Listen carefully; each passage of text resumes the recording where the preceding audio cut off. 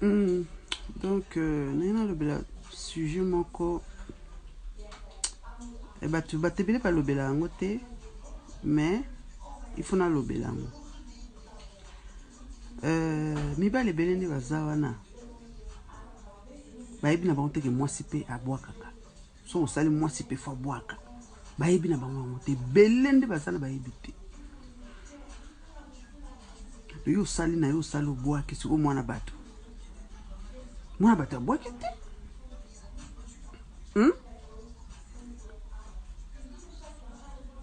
Oh, aboyenga nayebi loko nasali te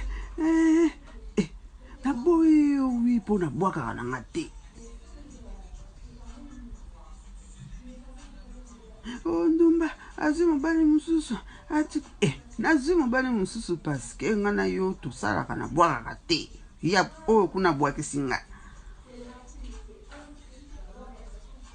Ozomona basi mosusu babimaki ndumba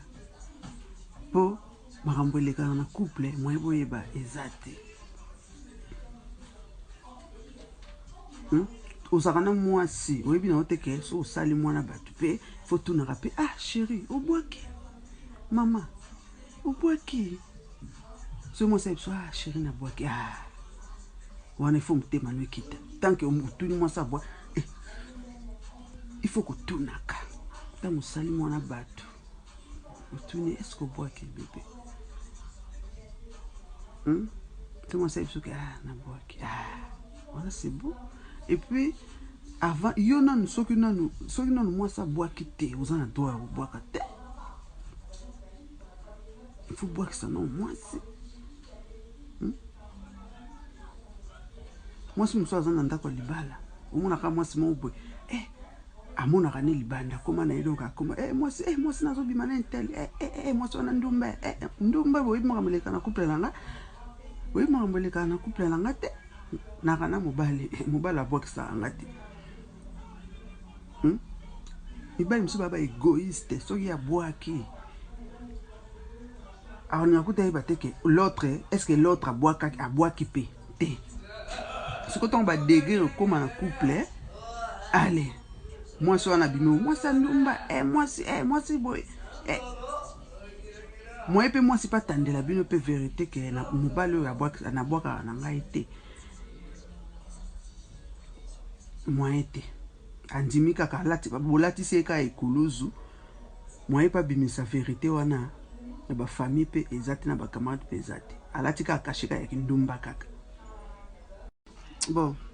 nga mpe ntango nayaki jeune déjà ekomelanga naka na motu mpe omwana mpe bosali mpe mbula boye msu peke obwaka na yo mpe te. Mais ntango nayaki jeune soni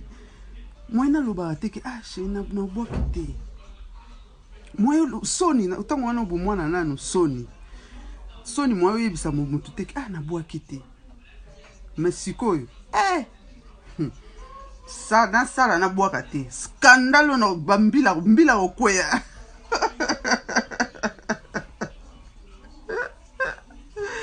mbila kokweya sikoyo wana to nangi na mwana moke to nangi jeune. Mais sikoyo soki nasali nabwaki te skandale oyo nga na kosala. Ozomona mais eya bamakambo moko eza nango likambo soni te, eza basujet moko vraiment il faut kolobela yango, eza très important, eza vraiment très important.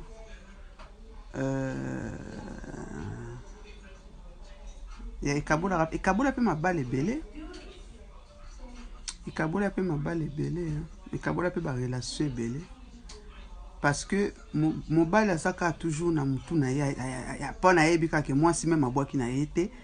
ça passe. Yo oza mwasi basi babwakaka te basi babwakaka te, yo obwakaka na yo osalaka na yo obwakaka, mwasi abwaka te ndenge. Et pourtant soki mwasi abwaka omona mwasi akozala gentil na yo, mwasi akolambela oyo babiloko ya kitoko Moi si mso mona akoma kanda soko landeli histoire abwaka te yo ndeni mwasa libala munoma libala ya sika mo yesengo ti ya eloko mo balobaka ezaka esengo mais mwasi libala mususu akoma kaka kanda songi na yebiso ya kosakana te so monika mwasi aza songi soko landeli omona abwaka na ete soko landeli mama soloko abwaka te mona bakomaka songi bakoma kanda bakomaka donc ba fi des problèmes ba sera problème soko bolandeli histoire bien omona papa sepesaka na ye te abwaka te asalaka na ye asali pe bien na suka nango obwaki te omona perte osali na yo osali pe bien mais na suka nango obwaki te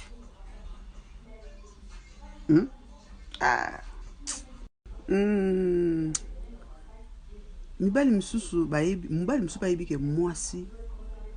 abwaka pe mais azani ka égoïste aza égoïste ayebi na ye mais aza égoïste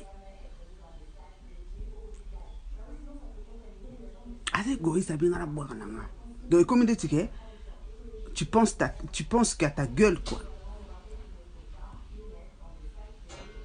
oyebi ke mwasi pe fa bwaka mais osali no na nko osala comment osala no na nko